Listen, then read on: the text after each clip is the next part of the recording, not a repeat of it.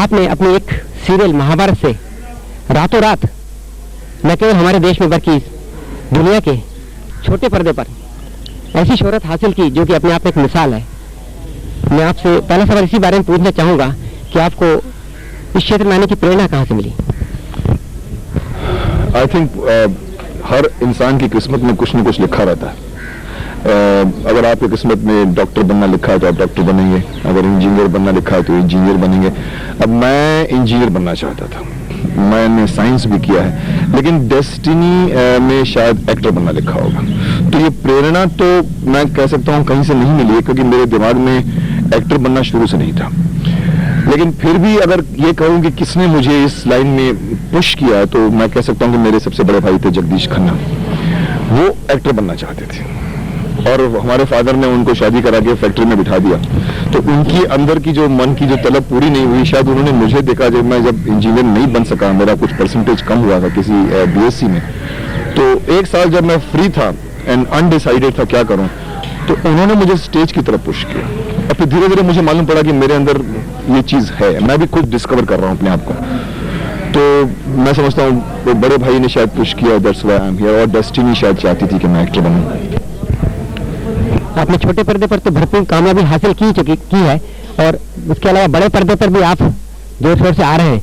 इन दोनों तरह के माहौल में आप क्या फर्क महसूस करते हैं, छोटे पर्दे पर और बड़े पर्दे? देखिए, छोटे पर्दे और बड़े पर्दे में अगर फर्क है तो टेक्निकल फर्क है, बनाने का फर्क है, मेकिंग का फर्क है। डायरेक्टर ने या प्रोड्यूसर ने जो बनाना है, छोटे पर्दे में एक ये एडवांटेज रहता है कि आप शूट करिए और शूट करने के टाइम पे आपके पास मॉनिटर लगा रहता है और आप अपनी खुद की मिस्टेक्स उसी वक्त देख लेते हैं। बड़े पर्दे में डायरेक्टर प्रोड्यूसर ने बनाना है, फिर वेट करना है, फिर उसको स्टूडियो ले जाना है, उसका रश देखना है। कभी कभी ऐसा होता है कि रश प्रिंट आती है और लोग आउटडोर से वापस आ जाते हैं और पता लगता है कि कुछ फॉगी हो गया है, फिर भागना पड़ता है, सेट टूट चुका होता है।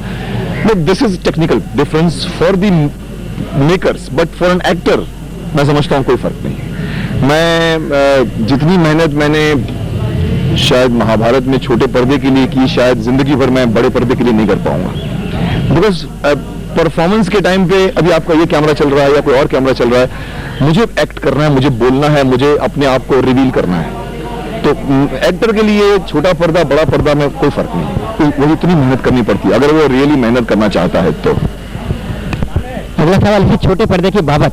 आज हमारे देश के आकाश पर जो सैटेलाइट चैनल ने गुपचुप हमला कर दिया है, और हमारे घर के बच्चे जो सुबह से लेकर शाम तक टीवी से चिपके रहते हैं, एमटीवी हो या स्पोर्ट्स चैनल हो, तो हम इसका असर अभी महसूस कर रहे हैं।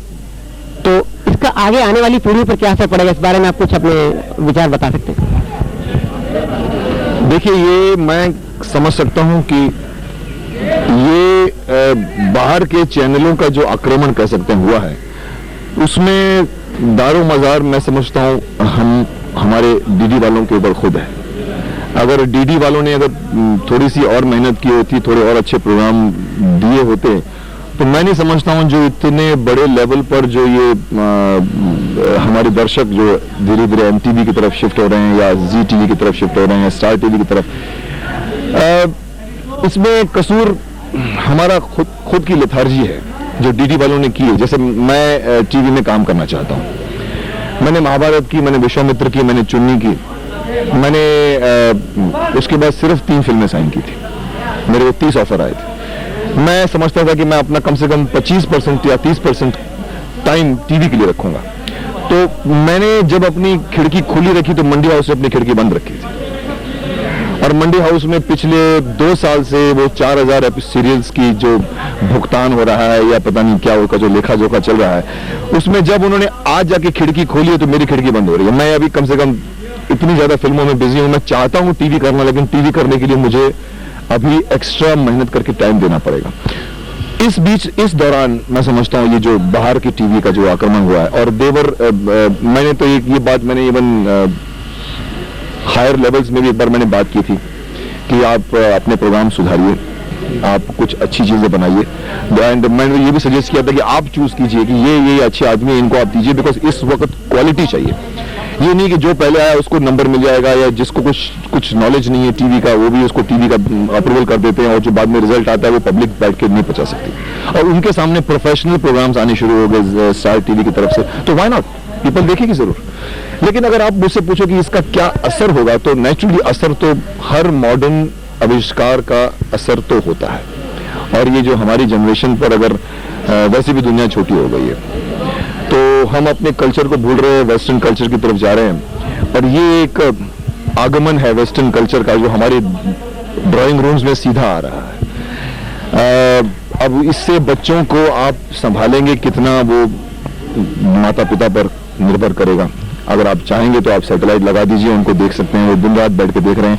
अगर आप उनको कहिए कि मत देखें, तो वो आपके ऊपर है, बाकी गलती उनकी गलती नहीं। ये तो न्यू आविष्कार जो आएगा जरूर, any modern invention has to कम।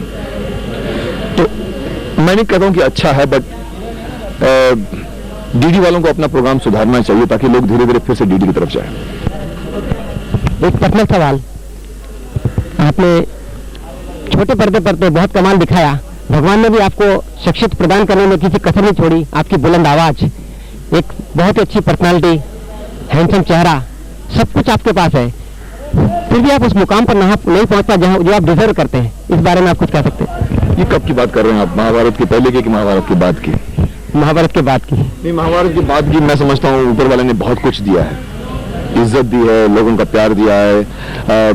मुझे जो कुछ एक एक्टर को मिलना चाहिए, मैं समझता हूँ मुझे इस वक्त काफी मिला है, बहुत मिला है। बाकी अगर आप कहो कि सक्सेस टीवी पर हुई है, फिल्म में नहीं है, तो फिल्म में मैंने अभी दूसरी इनिंग शुरू की है। फिल्म लाइन की मेरी पहली इनिंग में मैंने जो 15-16 फिल्में साइन की थी, उसमें 4 फिल्में रिलीज हुई, बाकी फिल्में रुक गई।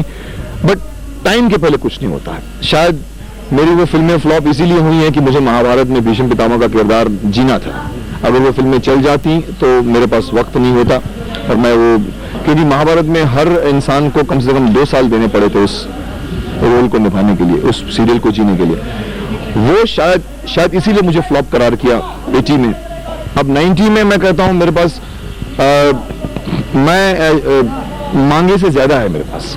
मैं ऑन द कॉन्ट्ररी आजकल फिल्में मना कर रहा हूं। मना करने के बावजूद लोग मेरे पास फिल्में लेके आते हैं कि नहीं आप ये रोल कर सकते हैं, आप करिए बस। तो अब वो मुश्किल हो रही है मुझे, तो मुझे कोई शिकायत नहीं है। अब बाकी अगर आप लोग नहीं देख पा रहे हैं तो इसलिए कि मैं अभी काम में बिजी हूं। जब हम गायब होते हैं तो ही फिल्में बनती हैं। जैसे हम 2 साल अंदर रहे तो महाभारत बन के निकली, तो इस वक्त मैं कम नजर आ रहा हूं। तो कम नजर इसलिए आ रहा हूं कि फिल्मों के पर्दे में कैमरे के आगे काम कर रहा हूं, और धीरे धीरे चीजें बाहर निकलेंगी, लोग देखेंगे। हमारे वैसे ढेरों शुभकामनाएं। आइए हम अपनी टीवी और फिल्मों की फैंटेसी की दुनिया से हम हकीकत की दुनिया में आते हैं। आज हमारे देश में और हमारे महानगर में पिछले चंद माहों में जो कुछ भी घटित हुआ है, पहले कौमी एकता पर प्रहार, उसके बाद हाल ही में जो आतंकवाद के बादल मंडरा रहे हैं, कुछ हद तक शांति हो चुकी है, लेकिन ये शांति वैसी है जो तूफान के गुजरने के बाद होती है। आज आम आदमी घर से निकलता है, शाम को जब वो लौटता है तो भी उसके मन में डर रहता है कि किस तरह घर पहुंचे। इसमें फिल्मों का क्या कंट्रीब्यूशन, क्या योगदान हो सकता है पुनः शांति बहाल करने के लिए? जब हमारे देश में समस्याएं हुई है, चाहे विदेशी आक्रमण, हकीकत फिल्म आई, ऐसी कुछ फिल्मों में समय समय पर ऐसी भूमिका अदा निभाई है ताकि आम आदमी के मन से कुछ भय निकल जाए। फिल्मों का क्या योगदान हो सकता है, इस बारे में आप कुछ विचार बताएं। देखिए, आपका ये कहना है कि फिल्मों से लोग सीख सकते हैं, सुधर सकते हैं, कुछ हद तक सही है, कुछ हद तक सही नहीं भी है। क्योंकि लोगों को बहुत अंदर तक फिल्में जाती हैं, लोग उसको अपना बड़े बड़े एक्टरों को अपना वो लोग आदर्श भी मानते हैं। कुछ हद तक हमारे एक्टर्स, कुछ हद तक हमारे प्रोड्यूसर्स, डायरेक्टर्स हट के फिल्में बना सकते हैं, जिसमें हमारे राष्ट्रीय पुराने जमाने के जितने भी हमारे हिस्टोरिकल कैरेक्टर्स है उस पर सीरियल्स बननी चाहिए। शांति के लिए लोगों को संदेशा देना चाहिए। लेकिन मैं समझता हूं कि ये सब तब होगा जब हमारे देश की लीडरशिप सुधरेगी। ये जो कुछ भी हुआ है पिछले महीनों में, वो न किसी एक आम आदमी ने किया है, न किसी आम हिंदू ने किया है, न किसी आम मुस्लिम ने किया है। वो किया गया है तो पॉलिटिकल चक्कर में हुआ है। वो हस्तिनापुर में भी पिता की पुत्र मोह ने जो कुछ, या शकुनी के मामा शकुनी ने जो एक राजनीति खेली थी, उसकी वजह से कुरुक्षेत्र का युद्ध हुआ था। न अर्जुन चाहता था, न दुर्योधन चाहता था कि हम युद्ध करें, लेकिन उस वक्त माहौल एक पॉलिटिकल ऐसा बना कि जिसमें युद्ध छिड़ा। पिछले महीनों में जो कुछ हुआ है वो एक बहुत, इस वक्त जो हमारे देश की राजनीति पहुंची है, मैं समझता हूं कुछ डेंजरस स्टेज पे पहुंची है। हाँ, हमारे यहाँ लीडर्स जो एक कहते हैं कि जब बुरा वक्त आता है तो लीडर्स पैदा होते हैं। जब 47 में जब एक वक्त आया था जिसे कहते हैं परीक्षा की घड़ी आई थी, लोग पैदा हुए थे और अच्छे अच्छे लीडर्स निकले थे। शायद इस वक्त भी हमारे पास लीडर्स हैं नहीं, मैं समझता हूँ परीक्षा की घड़ी आई है तो लीडर्स पैदा होंगे। लीडर्स चाहिए क्योंकि पब्लिक तो एक भेड़ की तरह से जिसको आप इस तरफ ले जाए तो हुजूम चल पड़ता है। तो यहाँ जो कुछ भी हुआ है, मैं समझता हूँ वोट की राजनीति कह सकता हूँ उसे, या अपने कुर्सी को संभालने की राजनीति कह सकता हूँ। किसी भी लीडर को, माफ करना मैं किसी का नाम नहीं देना चाहता, लेकिन किसी को यह फिक्र नहीं है कि देश कहां जा रहा है। उन लोगों को यह फिक्र है कि हमारी सीट बरकरार है कि नहीं, हमारी कुर्सी बरकरार है कि नहीं। वो धृतराष्ट्र ने भी कुर्सी पकड़ के रखी थी और उसके चक्कर में जो कुछ हुआ सो हुआ। आज भी लोग कुर्सी के पीछे पड़े हुए हैं, लोग ये नहीं देखते हैं कि इनोसेंट निर्दोष आदमी मर रहे हैं। तो शुरुआत मरते तो हम, मतलब ये इनोसेंट लोग हैं और इन्होंने न कुछ नहीं। आप किसी भी एक आम आदमी को किसी के घर के पास जाइए तो उसके आसपास हिंदू भी रहता है, मुस्लिम भी रहता है, सिख भी रहता है, ईसाई भी रहता है और सालों से रहते हैं और वो एक दूसरे को चाहते हैं, एक दूसरे को मदद भी करते हैं। और वो उनसे कहो कि आप क्या मारोगे उसको, तो वो लोग कभी नहीं मारेंगे। सब उनको मारने का सवाल नहीं है। मतलब इवन पार्टीशन के वक्त हिंदुओं ने मुस्लिमों को जगह दी, मुस्लिमों ने हिंदुओं को शरण दी है। लेकिन जब ऊपर से जो हमारे पंडे कहो या मौलवी कहो या ऊपर से जो भी कहो, जब वो अपनी एक स्वार्थ के लिए जब कहते हैं कि भाई हमारा धर्म खतरे में है, तब शुरुआत गलत हो जाती है। जो वो किसने ठेका लिया बताइए? आपने क्या ठेका ले रखा किसी धर्म का? धर्म को संभालने वाला ऊपर है, आप इंसान है, पहले आप इंसानियत को संभालिए अपनी। उसमें मैं किसी एक संप्रदाय को नहीं कहूंगा, लेकिन जो ऊपर से जब वोट की राजनीति जिस दिन खत्म होगी, लोगों के पास वक्त नहीं है कि अपने पेट के लिए जुगाड़ कर सकें। उनके पास क्या टाइम पड़ा किसी को जाके चाकू मारेंगे? चाकू मारने के लिए हिम्मत चाहिए। आप चाकू ऐसे नहीं चल जाते, उसके पीछे एक मुद्दा होता है, उसके पीछे एक पुश होता है किसी का, या कुछ स्वार्थ होता है। बाकी कोई आम आदमी को कहो कि आप जाके किसी को मारेंगे, कभी नहीं मारेगा उसको। तो ये जो कुछ हुआ है इसके लिए जनता को खुद सुधारना चाहिए। लेकिन जनता को सुधारने के लिए हमेशा एक लीडर होता है और एक देश का दुर्भाग्य होता है जब किसी देश को लीडर अच्छा नहीं मिलता है।